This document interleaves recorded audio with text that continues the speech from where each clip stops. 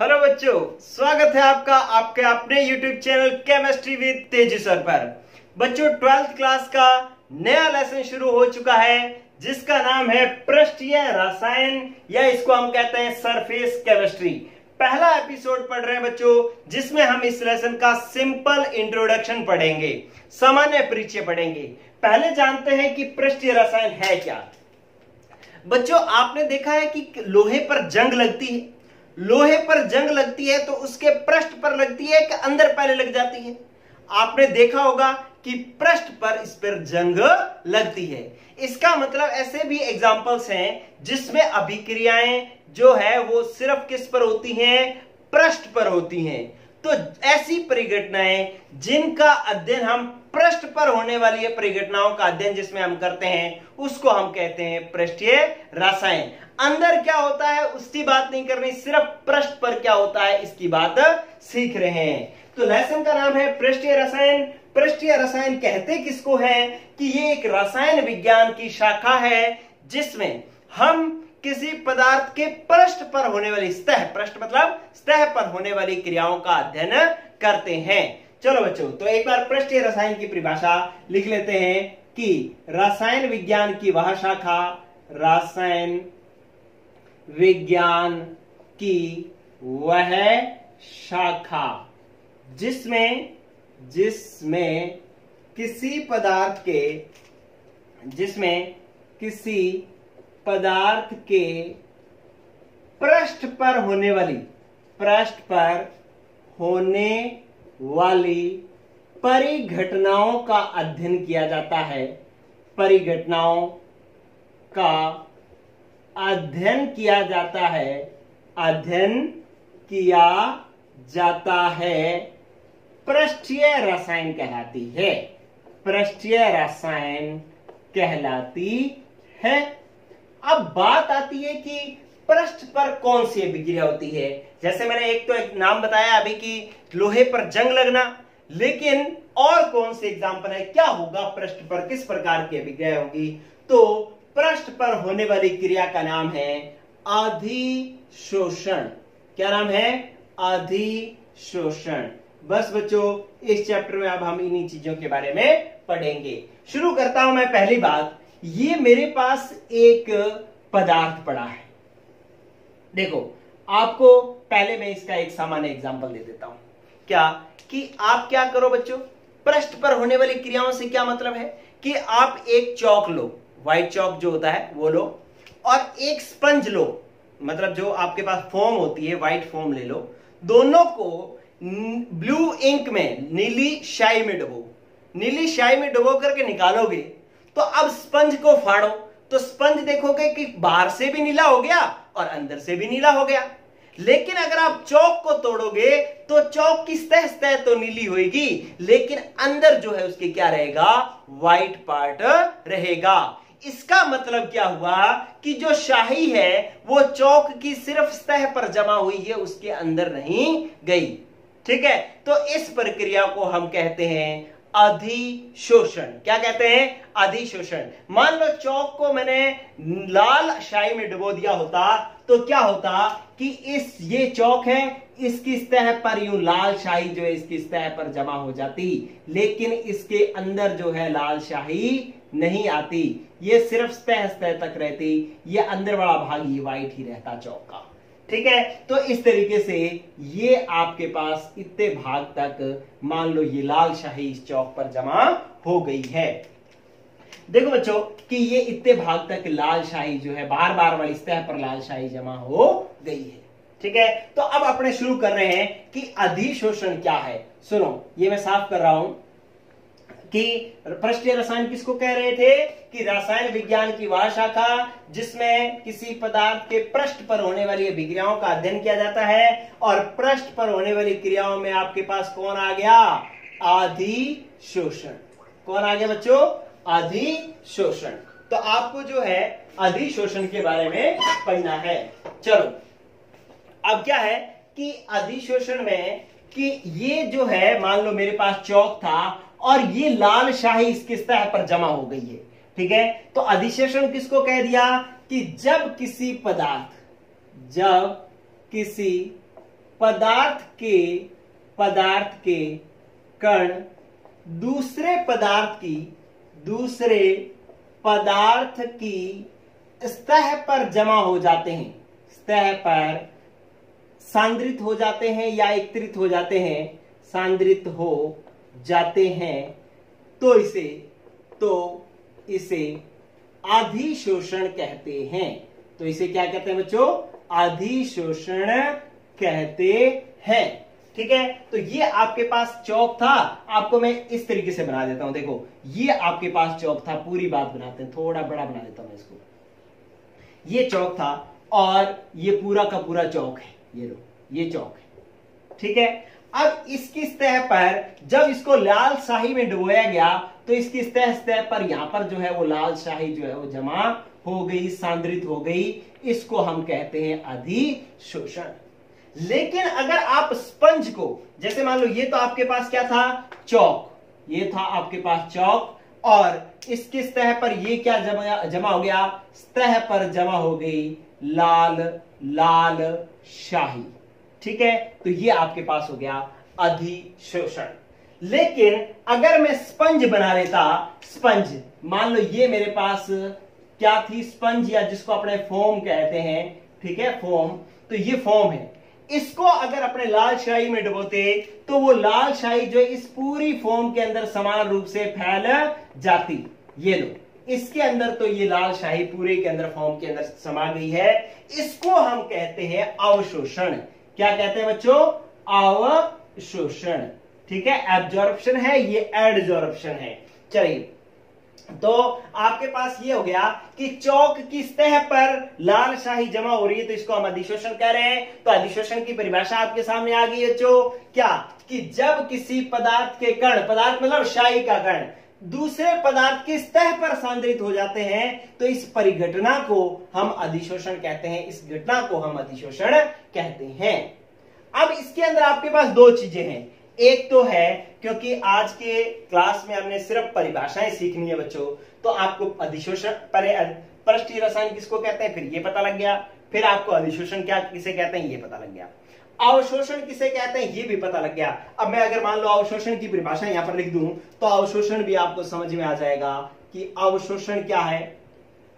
अवशोषण हो गया कि जब किसी पदार्थ के कण, जब किसी पदार्थ के कण दूसरे पदार्थ के अंदर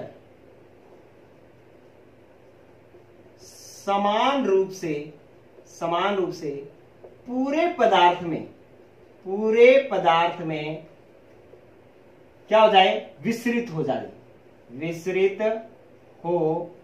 जाए, तो इसे अवशोषण कहते हैं।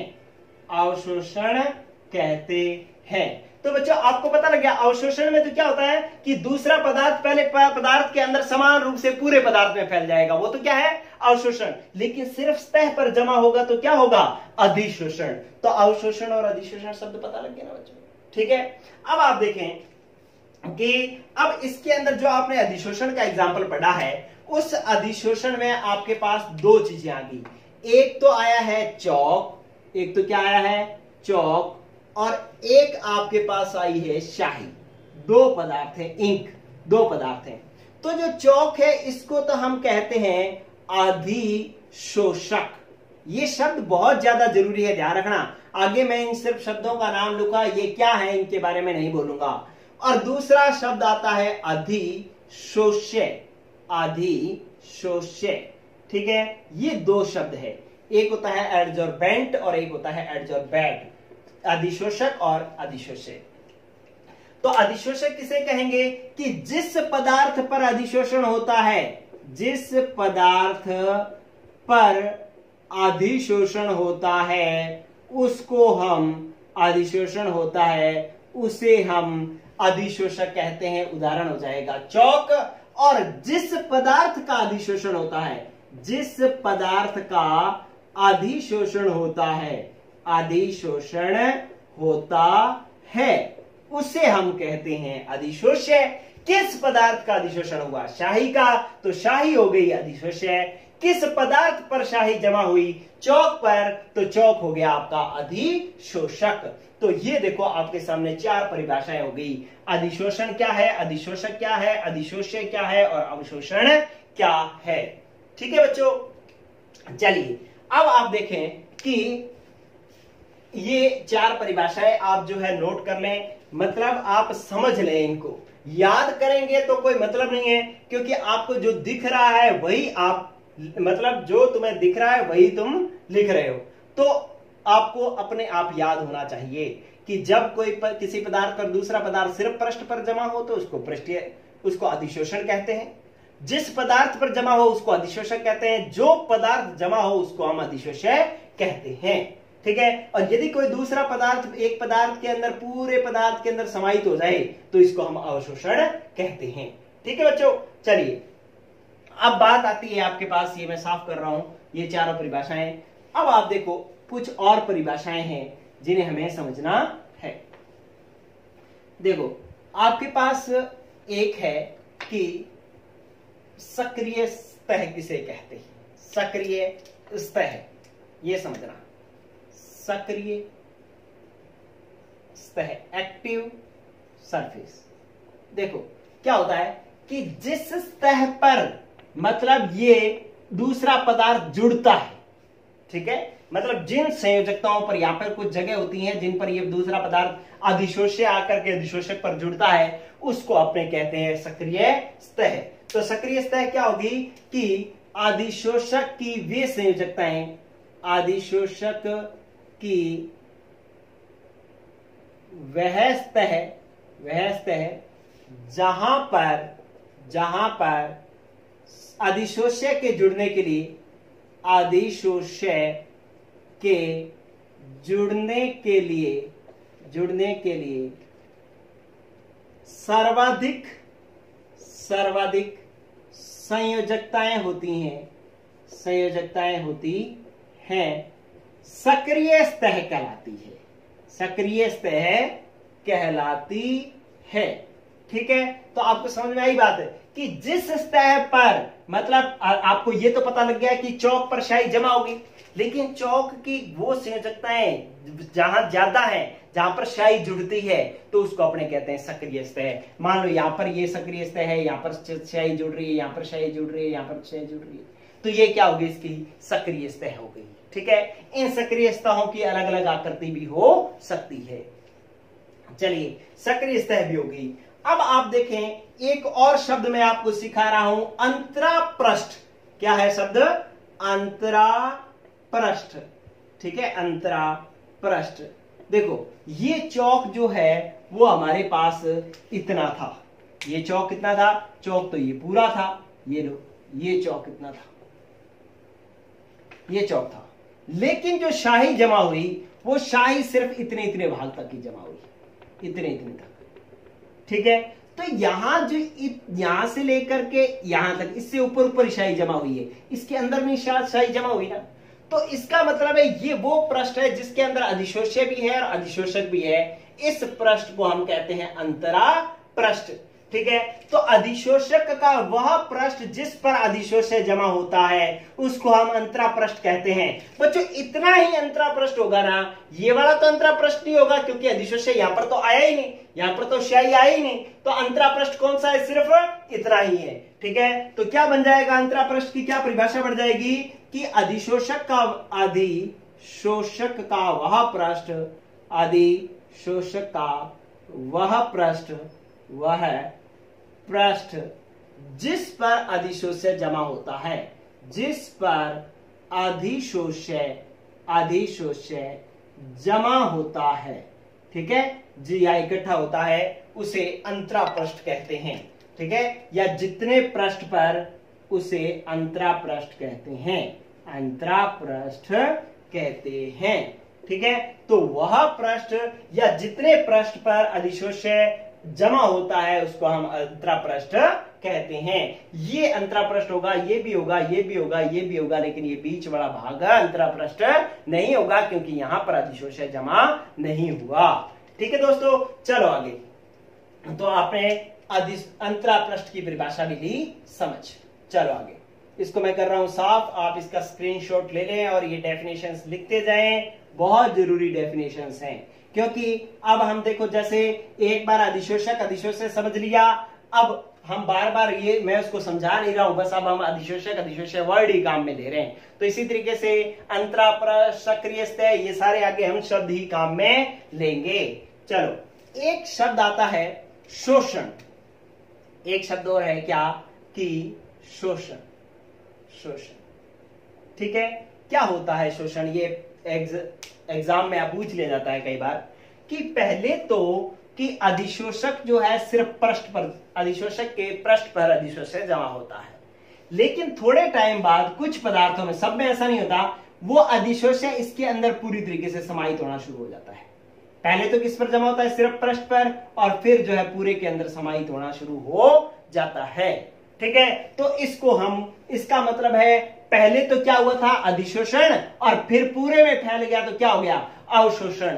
तो इस पूरी प्रक्रिया को हम कहते हैं शोषण, जिसमें अधिशोषण और अवशोषण दोनों साथ साथ हो, उसको हम कहते हैं शोषण।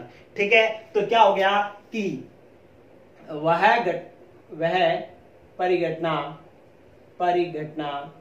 जिसमें पहले तो अधिशोषण होता है, परंतु बाद में क्या हो जाता है? अवशोषण भी हो जाता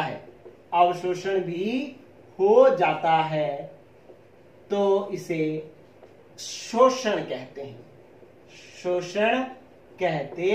हैं। आपको अगर इसकी आसान परिभाषा बोलनी है तो ये भी बोल सकते हैं कि वह परिघटना जिसमें शोषण मतलब अधिशोषण और अवशोषण दोनों होते हैं, उसको हम शोषण कहते हैं। अधिशोषण अलग समझ गए, अवशोषण अलग समझ गए, अब ये दोनों जिसमें होते हैं उसको हम कहते हैं शोषण। ठीक है, चलिए एक शब्द और सीखेंगे। एक शब्द और क्या है? विशोषण। क्या है? विशोषण मतलब डिसॉर्प्शन। एक एडजॉर्प्शन होता है, एक डिसॉर्प्शन होता है।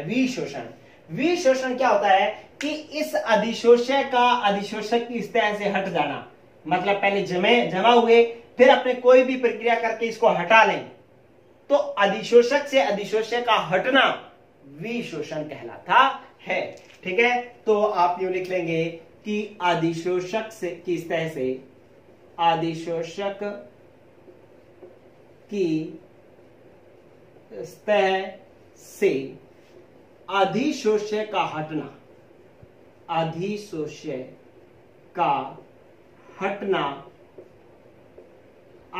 विशोषण कहलाता है। विशोषण कहलाता है। ठीक है, कि अधिशोषक की सतह पर अधिशोषक का जमा होना अधिशोषण, हटना विशोषण। ठीक है, तो ये विशोषण की परिभाषा भी आपको पता होनी चाहिए। चलो बच्चों, अब अपने करते हैं नेक्स्ट। दो बातें और हैं, एक धनात्मक अधिशोषण और एक ऋणात्मक अधिशोषण। दो शब्द और सीखने हैं आपको। एक है धनात्मक अधिशोषण, धनात्मक अधिशोषण, और एक है ऋणात्मक अधिशोषण। बहुत आसान है। धनात्मक का मतलब क्या हो गया? प्लस का मतलब क्या होता है? ज्यादा, और ऋणात्मक का मतलब क्या होता है? कम। तो धनात्मक का मतलब होता है अगर अधिशोषण ज्यादा हो तो उसको हम धनात्मक अधिशोषण कहते हैं, और अधिशोषण कम हो तो इसे हम ऋणात्मक अधिशोषण कहते हैं। तो ये तो दोनों बहुत आसान है। धनात्मक अधिशोषण का मतलब क्या? जब अधिशोषण ज्यादा हो, और ऋणात्मक अधिशोषण क्या? जब अधिशोषण कम हो। ठीक है, तो ये आपके पास धनात्मक और ऋणात्मक अधिशोषण हो गए। चलो बच्चों, ये मैं कर रहा हूं साफ। अब आप कुछ इसके एग्जाम्पल देखो। एग्जाम्पल, उदाहरण नंबर 1 बोल रहा हूं मैं। देखो, ये उदाहरणों से काफी बात समझ में आएगी। होता क्या है कि ये मान लो, मेरे पहला उदाहरण बता रहा हूं कि ये पात्र है, इस पात्र के अंदर गैसें भरी हुई हैं। मान लो ये मैंने गैसें भर दी।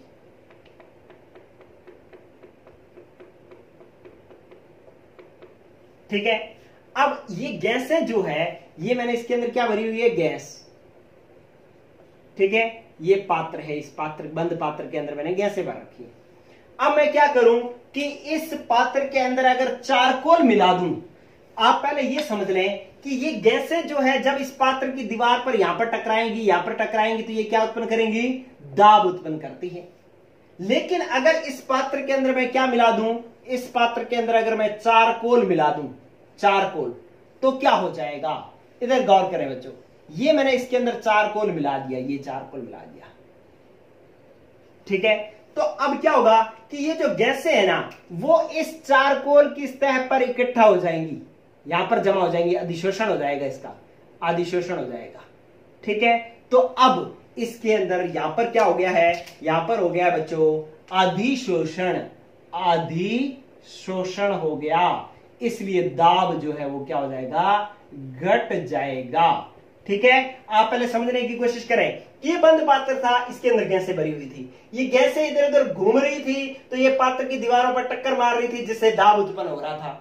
लेकिन अगर मैंने इसके अंदर चारकोल मिला दिया, तो ये गैसें जो इधर उधर घूम रही थी ना, वो इस चारकोल के ऊपर चिपक जाएंगी, अधिशोषित हो जाएंगी। जब अधिशोषित हो जाएंगी तो ये गैसें अब घूम नहीं रही हैं, तो इस पर दाब नहीं उत्पन्न करेंगी, इसलिए दाब जो है वो घट जाएगा, ठीक है। तो इस तरीके से आपके पास पहला उदाहरण हो गया कि जब किसी बंद पात्र के अंदर अगर गैसें भरी हुई हो और उसमें चारकोल मिला दो, तो उस पात्र के अंदर गैसों का दाब जो है वो घट जाता है, क्योंकि ये गैसें चारकोल की सतह पर अधिशोषित हो जाती है, ठीक है बच्चों। तो ये हो गया एक एग्जाम्पल।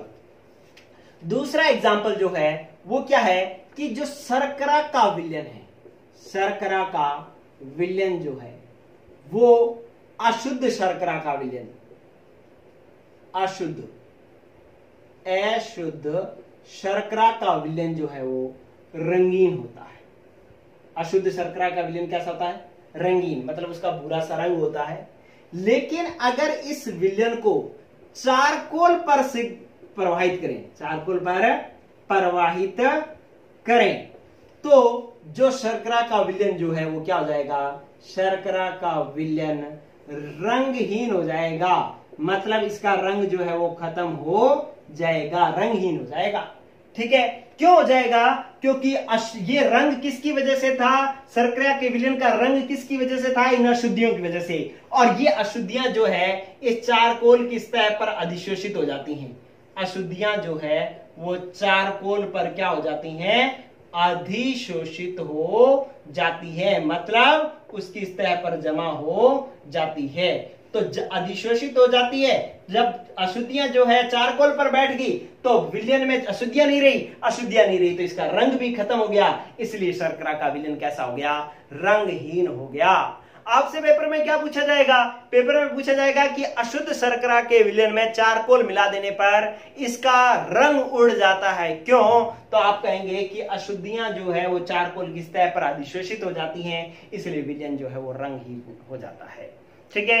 एक प्रश्न इस तरीके से भी पूछा जाता है कि अशुद्ध शर्करा के विलयन में चारकोल डालने पर यह विलयन रंगहीन हो जाता है, यह घटना है, कौन सी घटना है, अधिशोषण की घटना है, ठीक है। तो इस तरीके से ये आप सीख सकते हैं। चलिए फिर आपके पास आता है बच्चों तीसरा उदाहरण। तीसरा उदाहरण क्या है कि आपके पास मैथिलीन ब्लू रंजक है, मैथिलीन ब्लू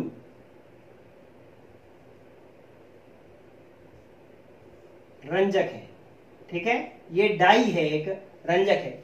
इसका विलयन जो है नीले रंग का होता है, इसका विलयन जो है वो कैसा होता है, नीला होता है, ठीक है। जैसे मैंने मान लो यूं इस तरीके से एग्जांपल बना देता हूं मैं कि ये मेरे पास एक पात्र था, इस पात्र के अंदर मेरे पास मैथिलीन ब्लू पड़ा था, जिसका रंग कैसा था, नीला, ठीक है।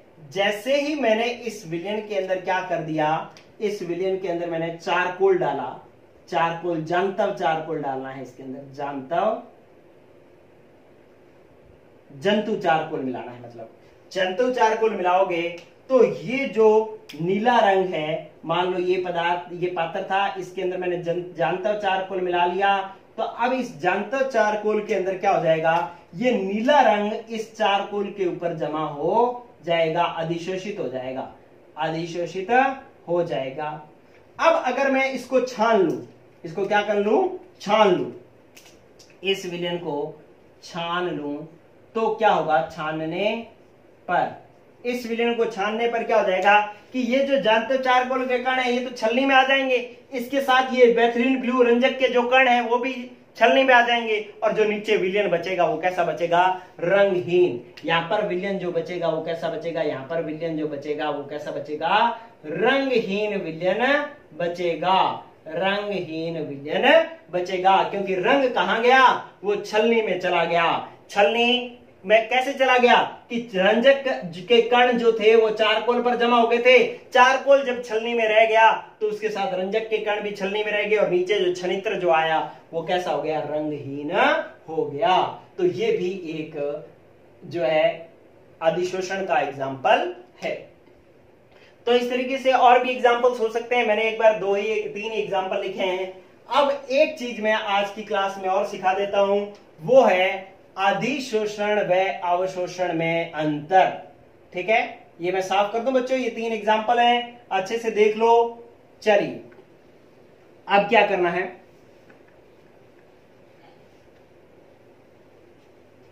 ये लो बच्चों, अब अपने एक बात पढ़ लेते हैं लास्ट आज के क्लास की, कि अधिशोषण और अवशोषण में अंतर क्या है। ठीक है, अधिशोषण व अवशोषण में अंतर, मैंने यहां पर लिखा अवशोषण और यहां पर लिखा अधिशोषण, और मैंने बना भी लिया। एक बार मैं बना लूंगा तो आपको पता लग जाएगा कि अधिशोषण और अवशोषण क्या है, आप देख करके अपने आप लिख सकते हो। ये भी एक पदार्थ है, ये भी एक पदार्थ है, इस पर दूसरा पदार्थ जमा किया तो अवशोषण में तो दूसरा पदार्थ इसके अंदर समान रूप से फैल गया, इस पूरी बल्क के अंदर, पूरे स्थूल के अंदर समान रूप से फैल गया, तो ये तो क्या है, अवशोषण। लेकिन ये सिर्फ सतह पर जमा होता है, तो ये क्या है हमारे पास, अधिशोषण। ठीक है, तो अब आप जितने मर्जी पॉइंट लिख दो, पहले क्या परिभाषा हो जाएगी, जब कोई पदार्थ दूसरे पदार्थ के अंदर समान रूप से फैल जाए तो इसे अवशोषण कहते हैं, और जब कोई पदार्थ दूसरे पदार्थ की सिर्फ सतह पर जमा होते हैं तो इसको अधिशोषण कहते हैं। ठीक है, फिर एग्जांपल क्या, फिर ये तो मैंने परिभाषाएं मैंने पहले भी लिखवा दी। अब दूसरा पॉइंट देखो कि इसके अंदर अधिशोष्य की सांद्रता, अधिशोष्य की सांद्रता जो है कि पूरे पदार्थ में एक समान होती है, एक समान होती है।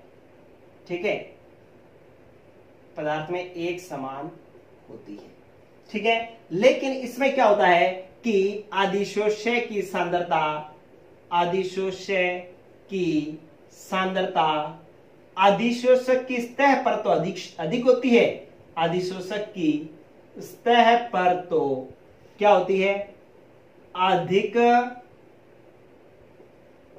होती है, परंतु उसके अंदर कम होती है, उसके अंदर कम होती है।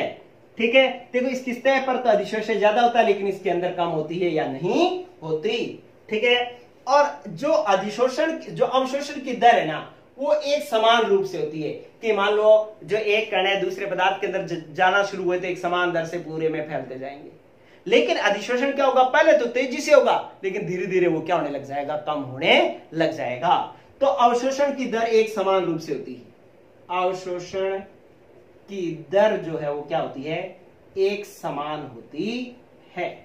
जब तक अवशोषण पूरा होता है तब तक उसकी दर एक समान होती है, लेकिन अधिशोषण पहले तीव्र होता है, अधिशोषण पहले तीव्र होता है और धीरे धीरे क्या होने लग जाता है, धीरे धीरे कम होने लग जाता है, कम होती जाती है। ठीक है, अधिशोषण की दर धीरे धीरे क्या होती जाती है, कम होती जाती है। ठीक है, तो ये आपके पास 3 जो है आप अंतर लिख सकते हैं। पहले ये डायग्राम बना देना, बाद में ये 3 अंतर लिख देना। क्या? अवशोषण, जिसमें एक पदार्थ दूसरे पदार्थ में समान रूप से फैल जाए। अधिशोषण, जिसमें एक पदार्थ दूसरे पदार्थ की सिर्फ सतह पर जमा हो।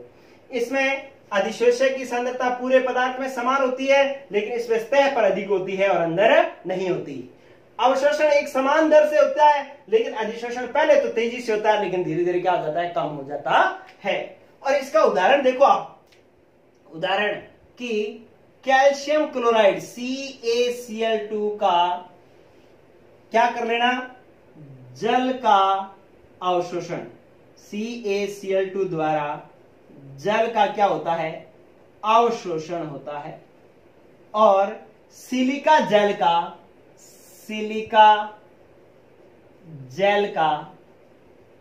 या सिलिका जेल द्वारा जल का अधिशोषण कि अभी देखो, अभी बरसात का मौसम है तो वायु में नमी बहुत है। नमी क्यों है? क्योंकि इसमें क्या है? पानी है, ठीक है, पानी है, जल वाष्प है। अगर इस वायु के अंदर में कैल्शियम क्लोराइड छिड़क दूं तो क्या हो जाएगा कि ये नमी कम हो जाएगी। क्यों? क्योंकि जो वायु में नमी है, जो पानी है, वो कैल्शियम क्लोराइड के अंदर अवशोषित हो जाएगा, इसलिए नमी कम हो जाएगी। लेकिन अगर मैं सिलिका जल छिड़क दूं तब भी नमी कम हो जाएगी, पानी हट जाएगा, लेकिन इस बार क्या होगा कि सिलिका जल पर जल जो है वो अधिशोषित होगा, अवशोषित नहीं होगा। ठीक है, तो कैल्शियम क्लोराइड पर तो जल क्या होता है? अवशोषित होता है, लेकिन सिलिका जल पर जल जो है वो क्या हो जाता है? अधिशोषित होता है। यहां पर तो जल इसकी सिर्फ सतह पर जमा होगा, और कैल्शियम क्लोराइड में जल जो है पूरे कैल्शियम क्लोराइड में समान रूप से फैल जाएगा। ठीक है, तो ये दोनों उदाहरण हो जाएंगे। इसका प्रश्न ऐसे पूछा जाता है क्या कि किसी नम वायु में कैल्शियम क्लोराइड छिड़कने पर उसकी नमी कम हो जाती है, वायु शुष्क हो जाती है, ये घटना है अवशोषण की घटना है। लेकिन सिलिका जल स्प्रे करने से नमी कम हो जाती है, इसमें कौन सी घटना है? अधिशोषण की घटना है। ठीक है बच्चों, तो ये आज की क्लास हुई आपकी कंप्लीट। लेसन हो चुका है, नया लेसन शुरू, पहला एपिसोड खत्म हो चुका है बच्चों। जो भी दोस्त नए लेसन से आपका ये वीडियो शुरू करना चाहते हैं तो वो चैनल को सब्सक्राइब कर लें, नोटिफिकेशन बेल प्रेस कर लें, ताकि जैसे अगला एपिसोड मैं अपलोड करूंगा उसकी भी वीडियो आपको मिल जाएगी, और डे बाय डे जो है आप ये करते करते लेसन पूरा कर लेंगे। जो बच्चे शुरू से जुड़े हुए हैं उनको खूब फायदा हो रहा है, वो उनका काफी हद तक सिलेबस जो है वो हो रहा है। वो जो मेन चैप्टर है, जो हार्ड चैप्टर हैं, वो उन बच्चों के हो चुके हैं। अब फर्स्ट में बहुत आसान चैप्टर बचे हैं। चलिए ओके बच्चों, गुड लक, पढ़ते रहो, बाय, और अपने दोस्तों को चैनल और ये वीडियो जरूर शेयर करें। गुड लक बच्चों।